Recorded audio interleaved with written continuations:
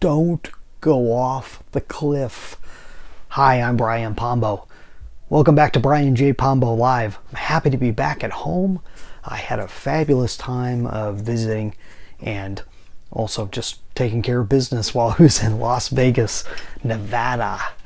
It's lots of fun. So I did not get a whole lot filmed because the area I was in was just about a dead zone for my phone plan, and the Wi-Fi was horrendous, so I was not able to really produce anything that I'd be able to send along. So I figured just to leave it as was, and at the same time it gave me a little chance to recoup from everything that we've been doing here.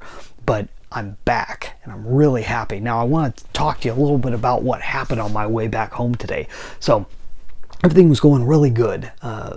In fact, everything was going really well. I had lots of extra time to make my plane ride back home. It was a one trip that, no stops, right? Direct flight. That's what I'm trying to say.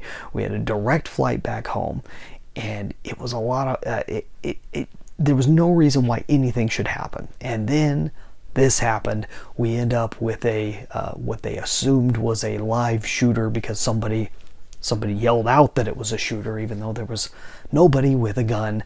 But there was I believe an upset customer or something of that sort that they had to take down. But because it was suggested that there might be somebody with a gun, part of the rules and regulations of the airport caused at least the entire terminal I was in. I'm not sure if it was the entire airport, but certainly the entire terminal got what somebody who knows about these types of things called dumped. So it's a process where they have everybody, every employee, everyone on every plane needs to exit completely from the airport and come back and all have to go through security again.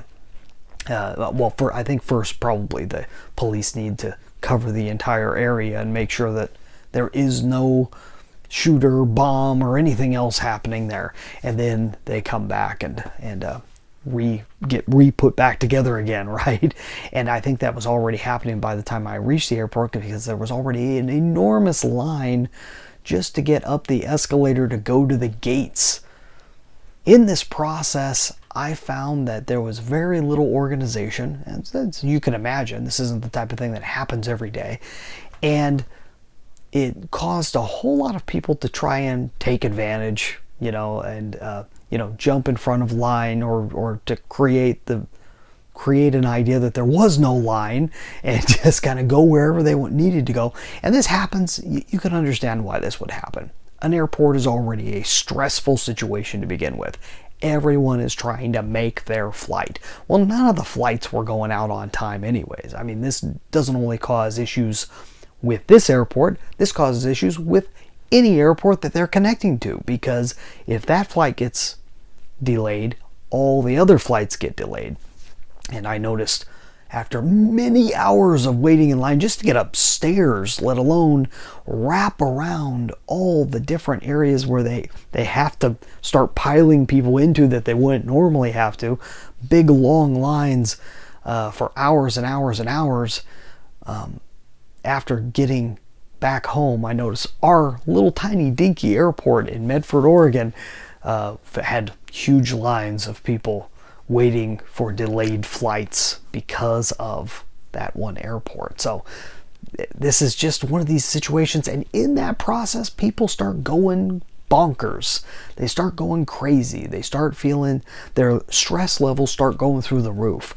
I saw people very near to me, not near to me personally, but near in proximity, trying to fight each other. Because one person is being perceived as trying to break into line, another person tries to stop them, they start fighting verbally, and then another person, you could tell, just wanted to get into a fight, and so he joined in, not really having anything to gain from it, but just because he wanted to keep the process. He did it with a couple people. This is the guy that was standing behind me, and so what can you do? All you can do is not join. When you're in a chaotic situation, you do your best to not add to it. Meaning, you can't oftentimes you can't reason with a person that's already going through the roof. Best thing to do is to de-escalate as best as possible, not by trying to say, hey, calm down, buddy, calm down. So, I mean, there may be a time and place for that. I found in most cases that just makes things worse. Oftentimes you just need to be separate from it. Remove yourself from any chaotic situation and allow them to go off the cliff if they need to, but don't be involved. And don't add fuel to the fire if you can help it. And this isn't just about airports and crazy situations like that. This is about all life. This is about politics. Don't add fuel to the fire. Don't go off the cliff with everybody else. That's the main thing. Stay calm. Stay patient. Realize that everything will work out in the end. It always does. If you're late, the airlines will do something to fix it. If they don't, you're going to find a way around it. No matter what, these things always end up fixing themselves. They only get worse when we try to fix things when we're already being emotional. You just can't be emotional about these things. You got to learn how to just chill and ride out the waves. I was able to do that. Most of the people there were able to do that. And everything worked out. I got to meet a really cool group of people behind me in a very long line going to a very large gate. And it turned out we were on the same flight. And they had the same attitude. Just laugh it off. Try and make it there. And we made it within the period of time that they said we were going to be taking off at. We really had like 10 minutes left. And we were able to make it, so everything worked out, and we made it back home. And we got stopped on the runway. Also, it took a while to get out, maybe another hour or so. It set the whole schedule back, but that's okay. I needed to catch up on sleep anyway, so that's all I got for tonight. We'll see you tomorrow. In the meantime, go check out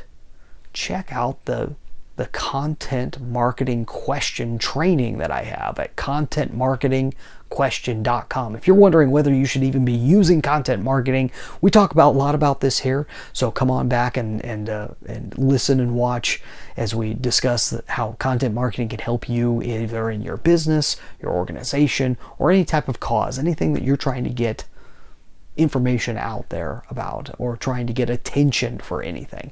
Content marketing can help you out. So go to contentmarketingquestion.com. We'll see you tomorrow. In the meantime, get out there and let the magic happen.